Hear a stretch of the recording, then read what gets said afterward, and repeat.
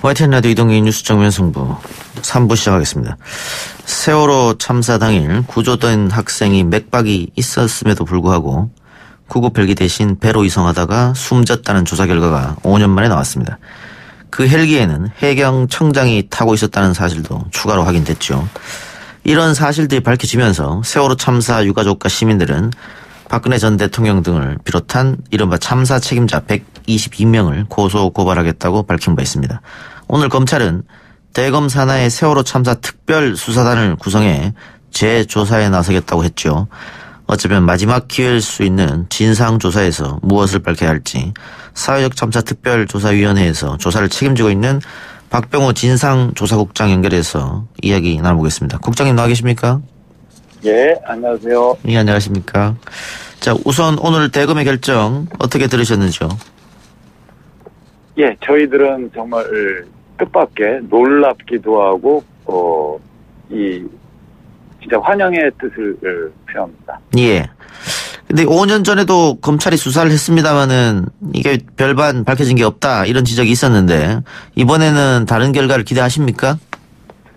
예, 기대해도 좋을 것 같습니다. 5년 전에는 그 검경 합수부가 일단 초동 수사를 했는데 사실은 그때 검경 합수수사본부여서 그때 이제 해경이나 여기도 수사의 주체로 또 참여한 측면도 있었거든요. 예. 그래서 그때와는 지금은 여러 가지 조건이 좀 달라서 예, 좋은 결과가 예상이 됩니다. 예. 5년 전에는 뭐 청와대가 수사에 압력을 행사했다 이런 의혹도 있었기 때문에 이번에는 좀 다르다 이렇게 판단하시는 거고요.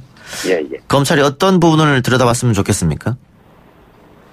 예, 아마 조만간에 양자가 만나서 예. 일단 조사 방향, 내용, 범위 그리고 서로 역할이랑 역할, 분담 이런 것들을 좀 종합적으로 얘기할 기회가 있지 않을까 싶습니다. 예. 그 기회를 통해서 예. 저희들이 좀 조정을 하겠습니다. 세월호 특별조사위원회에서 그동안 모았던 자료라든가 이런 것들은 다 이제 넘기실 작정이신 거죠? 예, 일단 뭐 다 넘기기는 어려울 것 같고요. 예. 왜냐하면 저희들이 지금 작년 12월 11일 날 이제 이른바 조사 개시를 해서 약 50여 개 크고 작은 조사 과제가 병렬적으로 지금 진행 중입니다. 예. 그렇기 때문에 여기에서 저희들이 어느 정도 증거를 확보해서 가령 이번에 발표한 사안이랄지 그 이전에 수사 요청을 했던 사안들 여기에 예. 또 이제 보강 추가 자료들은 있을 거고 그래서 이제 이런 부분들 일단 중심으로 수사를 제대로 하실 수 있도록 서로 협의를 일단 해 나가고 아마 검찰 입장에서는 인지 수사를 해서 알아서 이렇게 추진에 쭉 들어가는 상황까지는 아직 굉장히 쉽지 않으실 거예요. 검찰 입장에서는. 예. 그렇기 때문에 저희들하고 그런 부분들을 다 협의하고 조정하고 어쨌든 진상규명이 되는 게 목적이기 때문에 예. 저희들 입장에선 예. 최대한 같이 협조를 하겠습니다. 검찰 쪽으로부터 연락은 있었습니까? 예, 일단 아직 날짜를 확하거나 예. 이러지는 않았으나 예. 일단 접촉은 있었습니다. 있었습니까? 예, 알겠습니다. 예. 그리고 제가 오프닝에서 이야기했습니다마는 참사 당일 해경이 맥박이 있는 학생을 발견하고도 헬기가 아닌 배를 타고 4시간이 넘어 병원으로 이동을 했다. 이 소식 많은 분들이 충격적으로 받아들였거든요. 아마 검찰도 이 소식을 듣고 조사에 착수한 거 아닌가 이런 생각도 드는데 그 당시 내막을 다시 한번 이야기해 주실 수 있겠습니까? 예, 간략하게 말씀을 드리면 예. 4월 16일 날 오후 5시 24분에 학생이 발견이 됐고 그 발견이 됐는데 사실 이게 응급 상황인 거죠. 그 의사가 아닌 바에는 예. 행사를 판단을 못합니다. 예. 그래서 본인들도 삼청 구함에 의료실로 옮겼고 그래서 원격 의료를 통해서 육지에 있는 의사가 직접 상태를 확인하고 긴급하게 후송을 해라. 예. 후송을 해야 한다고 얘기를 했고 함 내에서도 그래서 응급 헬기를 또 부르기도 합니다. 그래서 응급 헬기가 거의 상공에 도착을 했다는 얘기를 듣고 들것을 싣고 다 나갔는데 어찌된 일인지 갑자기 이 스피커 그러니까 이제 함내 스피커를 통해서 익수자는 피정으로 갑니다. 이런 그 명령이 내려오고 지침이 내려오고 들것에 실었던 응급구조사 등 해경 직원들 자신들도 너무 당황스러워하는 장면 다 보셨을 겁니다. 예. 그리고 불과 5분 만에 피정 이른바 조그만 단정을 타고 그러니까 단정에 실려서 떠나는 이 상황까지가 확인이 된 거죠. 그랬는데 실제로 이 학생이 삼천 구함에 올라간 그 당시에 한 10분 지나서 5시 30분에 올라갔는데 5시 40분에 헬기가 내려옵니다. 그 배 헬기 장소가 있어가지고 내려왔는데 4분 만에 사회청장을 태우고 떠나죠. 이 응급학생을 놔두고 떠나고 그 다음에 응급 헬기가 도착을 했는데 그 응급 헬기도 어찌된 일인지 돌아가고 또 거의 같은 시간에 김석현 해경청장을 태우러 온 헬기가 또 배에 내려서 또 그 해경청장만 태우고 떠나는 이런 진짜 조사하는 저희들로서도 참 믿기 어려운 그런 상황이 발생합니다. 저희들도 믿어지지가 않는데 응급 환자가 있는데도 불구하고 헬기 석 대가 다 그냥 내렸다가 다시 가버렸다. 거기다가 그 헬기에는 해군 간부들이 타고 있었다. 어떤 사람의 지시로 그런 일이 벌어졌는지까지는 아직 밝혀지지 않은 거죠. 그렇죠. 구체적으로 지목되지는 않았으나 저희들 조사를 통해서 대부분 이제 지휘부다. 지휘부라는 표현들은 다들 진술들도 했고 확인을 했는데 그 지휘부에 해당될 수 있는 분들이 한두 분이 아니어서 일단은 그분들을 다 개인 조사를 해서 넘기기에는 시간이 너무 촉박할 것도 같고 그래서 저희들은 일단 수사 요청을 의결해서 실제로 그 부분을 적극적으로 수사해 줄 것을 아마 이번에 특수단이 또 구성이 되기 때문에 아마 그쪽으로 이관을 해서 되지 않을까 현재는 그렇게 생각하고 있습니다. 이게 뭐 많은 분들이 뉴스로 보셨겠습니다만 영상으로 다 찍혀 있었거든요. 그 당시에 그 긴박했던 상황이.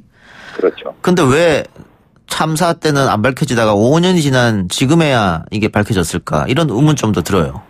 그것을 저희도 상당히 지금 의문의 하나로 보고 있는데 당초에 그 학생 어머니 그러니까 임경민 학생 어머니가 이 조사가 끝나서 저희들이 발표하기 직전까지도 본인의 아들은 헬기를 타고 갔다고 뭐 믿어 의심치 않았어요. 그 부분은.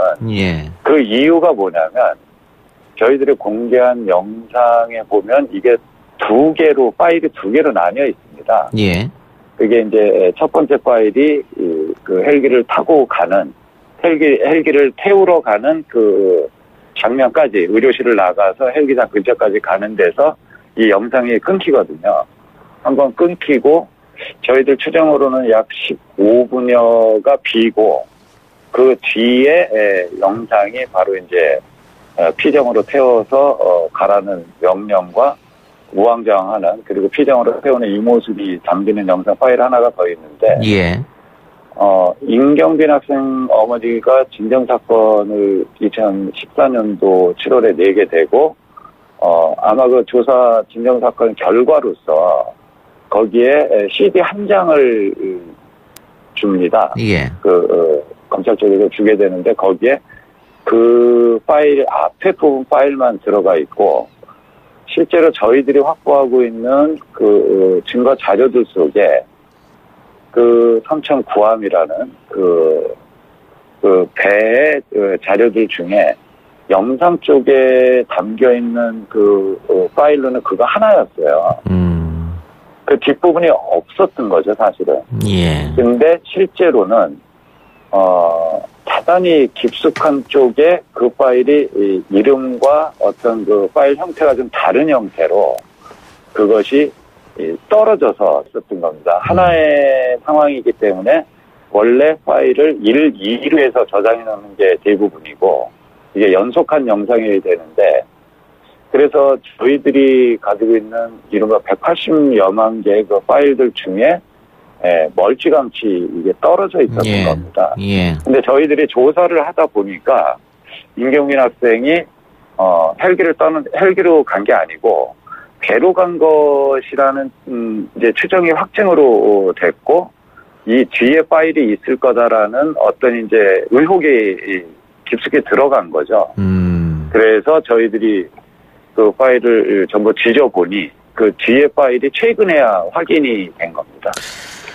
예, 그렇군요. 자, 그러면은 그 방금 이야기했던 문제점 이외에 구조 수색 과정에서의 또 다른 문제점 혹시 있습니까?